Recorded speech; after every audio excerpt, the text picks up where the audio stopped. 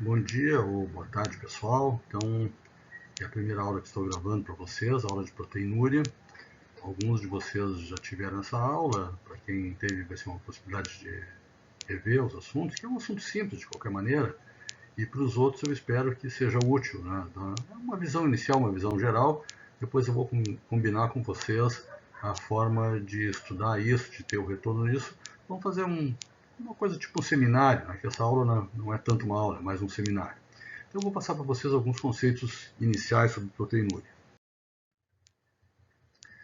O primeiro conceito é a ideia do que quer dizer dano renal ou lesão renal. Como é que a gente verifica a presença de dano renal ou lesão renal? O dano renal ele pode se manifestar de várias formas, ele pode ser perceptível de várias formas. As formas mais frequentes, embora não sejam as únicas, é a redução da taxa de filtração glomerular, que vocês conhecem bem, a proteinúria e as alterações do sedimento urinário. Qualquer uma dessas situações indicam a presença de dano renal e elas são independentes umas das outras. Quer dizer, alguém pode ter redução da taxa de filtração e não ter dano, não ter proteinúria. Tem dano e não tem proteinúria. Alguém pode ter alteração do sedimento, não ter proteinúria, não ter redução da taxa e ter dano renal assim mesmo. Então são três situações independentes umas das outras que indicam a presença de dano renal. Bom, então o que é proteinúria, que é o motivo dessa aula? Proteinúria é a presença de proteína na urina. Tá? Então, a rigor, a quantidade normal de proteína na urina é proteinúria, proteína na urina. Mas a gente chama, em gíria, né, de nefrologista, quando a gente fala em proteinúria, a gente está falando em quantidades anormais de proteína na urina, quantidades elevadas, acima do normal. Né? Então, daqui para diante, quando falarmos em proteinúria, vamos estar falando de uma quantidade anormal, uma quantidade excessiva de proteína na urina. Então, vamos imaginar isso, né, a proteinúria normal. O que seria uma proteinúria normal? Tá? Então eu fiz um diagrama aí, eu não sou muito bom em desenho, mas fiz um diagrama para vocês. Eu tinha feito isso no quadro negro, um dos grupos que passou anteriormente pela minha aula, eu fiz o desenho no quadro negro e tentei reproduzir isso aqui para vocês. Então, existe normalmente na urina, em situações normais, a presença de proteinúria, então, uma quantidade em torno de 150, 200 miligramas por 24 horas. Essa proteína, essa quantidade de proteína na urina é normal. Eu desenhei em laranja, né, o que é essa proteína? Que proteína é essa? A maior parte dessa proteína em situações normais são proteínas que não passaram pelo glomérulo, não são proteínas glomerulares, são proteínas tubulares. Em especial, a proteína chamada Tam-Horsfeld, né, que é uma proteína grande, proteína de 7.000 kilodaltons, né, e que essa proteína vai formar os cilindros, que você já viu na aula de EQU, é uma proteína secretada pelos tubos. E tem lá em azul, né, aquele pontinho pequenininho, em azul, que é a albumina. Tá? Quem passou por mim na fisiologia ouviu muito falar em que não passa proteína pela barreira glomerular. Tá? Na realidade, eu brinco, né, que eu menti na fisiologia. Tá? Não é que mentir, é que esse é um conceito antigo. Antigamente, até um tempo atrás, se achava que não passava proteína pela barreira glomerular. Por que não? Porque a quantidade é tão pequena que não era medida pelos métodos antigamente usados para medir e dosar proteína na urina. Então, a albumina é uma proteína pequena, né, 6,6 kilodaltons, muito menor que a proteína tubular, e ela está presente na urina numa quantidade muito pequena, uma quantidade de 30 miligramas por 24 horas, quer dizer, quase 10 vezes menos do que a quantidade de proteína tubular, por exemplo. Então existe, nesse contexto todo do total de proteínas na urina, existe um pouquinho de albumina e a maior quantidade de proteínas não albumina, proteínas que não passaram pelo glomérulo. Em algumas situações, é normal que tenha um aumento dessa quantidade de proteína na urina. São situações, eu não vou chamar de normais propriamente, vou chamar de fisiológico, em que o total da quantidade de proteína é maior do que esses 150 a 200 mg por 24 horas. As situações mais frequentes são a febre, né, o esforço físico e a proteína ortostática. Eu não vou me deter muito nisso, acho que o Jaime já falou sobre isso, mas assim, quando a gente quer avaliar se alguém tem uma proteína patológica, a gente tem que afastar essas condições. Se alguém está num quadro febril e apresenta uma proteinúria, por exemplo, 350 mg por 24 horas, não quer dizer que ele tem um dano glomerular. Né? Isso pode ser só reação glomerular fisiológica à situação de febre. Né? O mesmo vale para o esforço físico. Alguém que faz um esforço, não é qualquer subida de escada, mas academia, uma maratona, uma partida de futebol num ritmo maior, né, isso pode desencadear uma excreção maior de proteína na urina. Tá? E existe a proteína ortostática, né, que é aquela situação em que, em decúbito, deitado durante a noite, se coleta uma quantidade, uma alíquota de urina que representa a urina noturna e a proteinúria está dentro do normal. Agora, no final da tarde, ao longo de um dia de atividade, ou enfim, algum tempo depois de ficar na posição ortostática, aumenta a excreção de proteínas. Isso também é uma situação que a gente pode chamar de fisiológica, não se chama isso de patológico. Tá? Nesses casos, então, continua essa quantidade aumentada de proteína, continua o predomínio sendo da Thom-Horsfall, das proteínas tubulares. Eu citei algumas outras, a beta-2-imunoglobulina, a IgA, uma imunoglobulina, a RBP. A RBP é a Retinol Binding Protein, uma proteína que indica lesão tubular, aparece em situações de alterações tubulares. Então, continua sendo a maior parte de proteínas não albumina, não glomerulares, mas também, né, nesse aumento todo, pode ter algum aumento também de albumina. Pode aparecer uma albuminúria, né, um pouco maior que 30 mg por 24 horas, nessas situações. Né? Então, isso não requer investigação, não requer nada mais em termos de conduta, a não ser que se comprove essa situação. Mas então, quando é que tem a albumina aumentada? Né? A albumina aumentada, propriamente fora aquelas situações que eu falei anteriormente, a albumina aumentada na urina, a albuminúria aumentada, ela indica lesão glomerular. Ela é um indicativo de lesão glomerular. Em especial, né, ela indica lesão dos podócitos, da barreira glomerular, em especial dos podócitos. Né? A gente diz que as proteinúrias, elas são, em sua essência, fruto de podocitopatias, né, de dano podocitário. Né? São os podócitos principais responsáveis por conter a passagem de albumina da barreira glomerular. Bom, então, a albuminúria aumentada, ela é sim patológica, né, e ela se classifica da seguinte forma. Né? Bom, então a gente já viu que até 30 mg por 24 horas, né, ela é considerada normal, né, ou estágio 1, ou categoria 1. Né? Entre 30 e 300 mg por 24 horas, seria o estágio 2, categoria 2, que se convencionou chamar de microalbuminúria. Né? Esse termo foi usado inicialmente pelos endocrinologistas, que começaram a pesquisar isso no diabetes, né, por técnicas que a gente vai ver a seguir. Então a gente chama esse valor de microalbuminúria. E acima de 300 mg por 24 horas, então, é a categoria 3, estágio 3, ou macroalbuminúria. Né? Macroalbuminúria também chamada proteinúria franca, vamos ver em seguida por que tem esse nome. Então, né, no estágio 2, né, a gente tem uma albuminúria, né, entre 30 e 300 mg por 24 horas, mas a quantidade total, a eliminação total de proteínas, né, de novo, aqui em laranja são as proteínas tubulares, em azul é a albumina, então aquela quantidade de albumina na urina, ela está aumentada, mas ela não aparece, não repercute no total da proteinúria. Se a gente for dosar a proteinúria toda, né, ela ainda vai estar dentro do normal, né, dentro daqueles 300 mg, 150 a 200 mg por 24 horas. Né.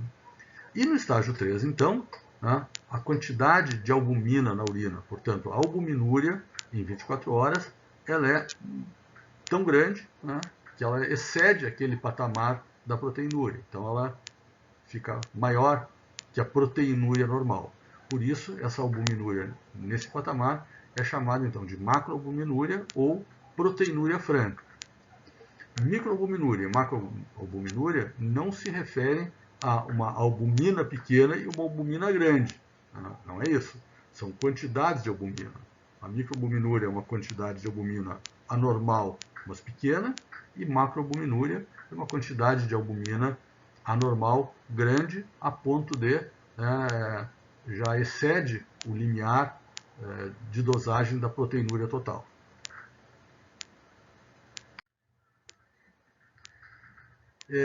Nas doenças glomerulares, chamadas glomerulonefrites, ou doenças glomerulares de qualquer tipo, a albuminúria pode estar muito aumentada.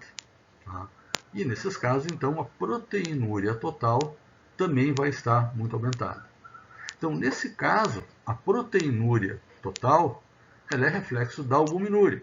É a albuminúria, a quantidade de albumina que está tão grande, que ela excede aquele valor, que seria o valor normal das proteínas totais. Então, ela vai exceder aquele valor das proteínas tubulares e aquela quantidade toda de proteína que vai estar presente na urina vai ser, em sua maior parte, albuminúria.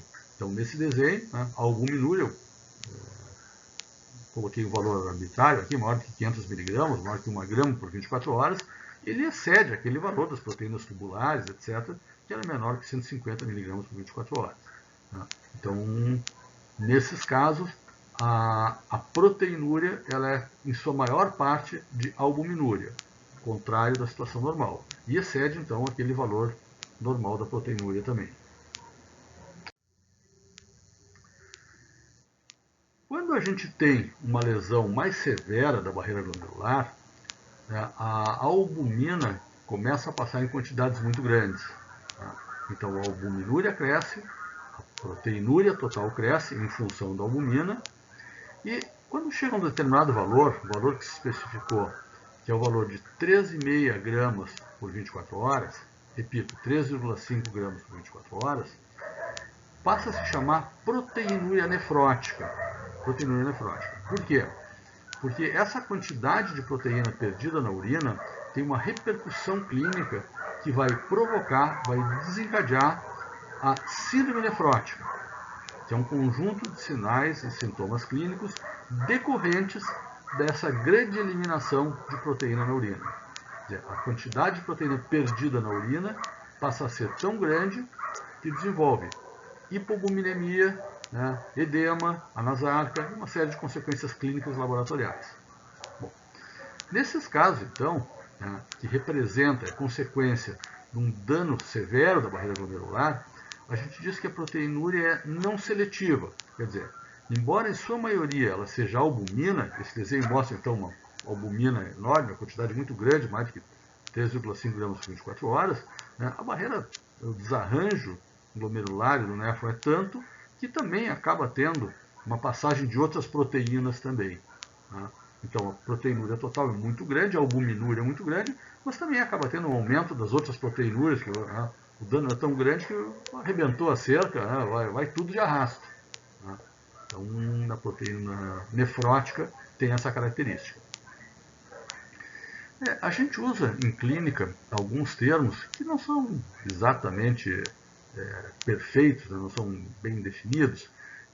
Então, nesse caso, algumas vezes a proteinúria atinge valores tão grandes, 10 gramas, 15 gramas por 24 horas, que tem consequências clínicas mais graves. A síndrome nefrótica é bem mais severa. Então, a gente chama isso de proteinúria maciça, mas não tem uma definição clara de guideline do que seja proteinúria maciça. Só caso vocês ouvirem falar nesse termo, saberem então que proteinúria maciça é uma proteína nefrótica muito grande, mais do que nefrótica, em valores muito elevados. Bom, por último, então, existem outras proteinúrias que não a albuminúria. A albuminúria, como nós vimos, ela representa dano na barreira glomerular, mas pode ter outras proteinúrias que não a albuminúria. Essas proteinúrias são chamadas de overflow, ou overfluxo. Quer dizer, isso acontece quando tem no plasma uma quantidade anormal de uma determinada proteína, que ela vai extravasar, ela vai derrubar o muro, ela vai passar mais, né, pela barreira glomerular. A forma mais comum disso é o mieloma múltiplo. Mieloma múltiplo é uma doença linfoproliferativa, né, uma neoplasia dos plasmócitos, em que existe uma produção muito grande de imunoglobulinas normais ou alteradas, ou fragmentos de imunoglobulinas. Esses fragmentos de imunoglobulina, elas aparecem na eletroforese de proteínas do sangue, no proteinograma, e recebem o nome de proteína M, proteína do mieloma, né, que são fragmentos de imunoglobulinas, principalmente cadeias leves de imunoglobulinas. Então, nesse caso, se tem uma produção muito grande dessas imunoglobulinas, né, elas podem então passar a barreira glomerular, né, e aparecer no plasma. Então, esse desenho mostra isso. Né, em verde tem uma quantidade grande dessa proteína M, e a albumina vai estar normal, a albumina vai estar dentro do seu limite normal. Tá? Por acaso, eu atendi essa semana um paciente, num outro lugar que eu atendo, né, que a minha suspeita é exatamente essa. Tá? Ele tinha uma proteinúria, um IPC, né, um índice de proteinúria creatinúria, nós vamos ver depois, de em torno de 3 gramas por 24 horas. Né, 3 gramas, índice de 3 gramas, sem unidade. Eu enganei aqui, depois a gente vai falar disso. Né? E a albuminúria dele estava em torno de 200 miligramas. Um pouquinho aumentada, pouca coisa, mas não chega a ser um aumento importante nesse contexto. Então, a minha suspeita clínica, né, foi exatamente essa, né, a suspeita de mieloma múltiplo. Ele tinha outras características clínicas que sugeriam isso, mas a gente vai fazer a pesquisa disso. Né. Então, o que sugere? Né? Sugere quando tem uma proteinúria total alta com albuminúria baixa.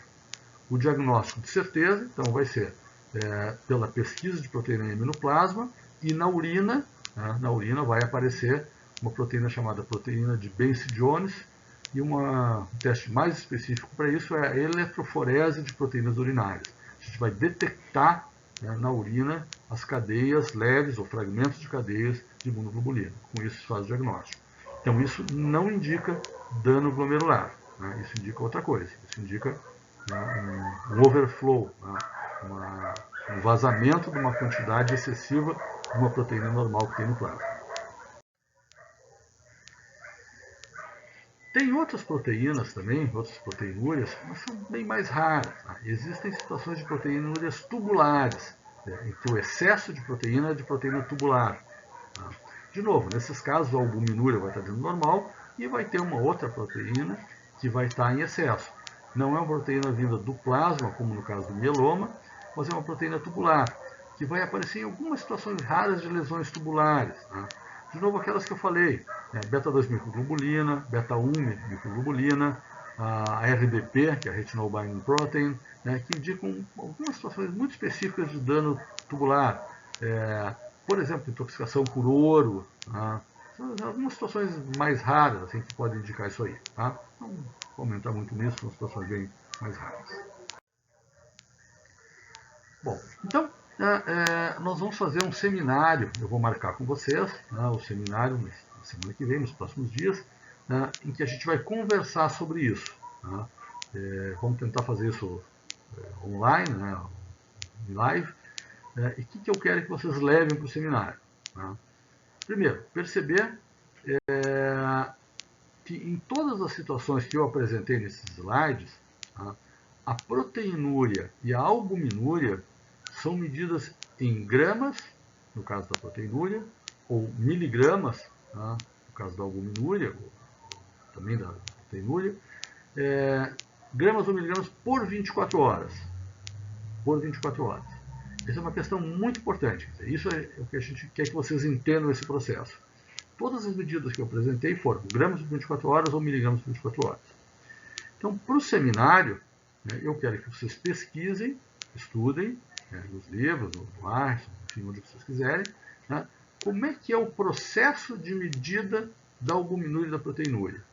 Como é que elas são medidas? Como é que é laboratorialmente essa medida e como é que se expressa esses resultados. quando é que se dosa proteinúria, quando é que se dosa albuminúria, né? Como é que isso é dosado, qual é o método para isso e como é que esses resultados são expressos. Tá? E aí, então, a gente vai falar também sobre o exame de urina, o EQU, né? Como é que funciona o EQU, vocês já viram isso com o professor Jaime, né? A fitinha que mede também proteinúria, né? ou albuminúria, o que isso representa. Tá? Bom, então falei um pouquinho, falei uns 20 minutos, a ideia não era falar muito mais do que isso. Eu gostaria que vocês, então, revisassem esses conceitos e nós vamos nos encontrar em seguida, mais adiante, numa conversa mais ao vivo. Combinados?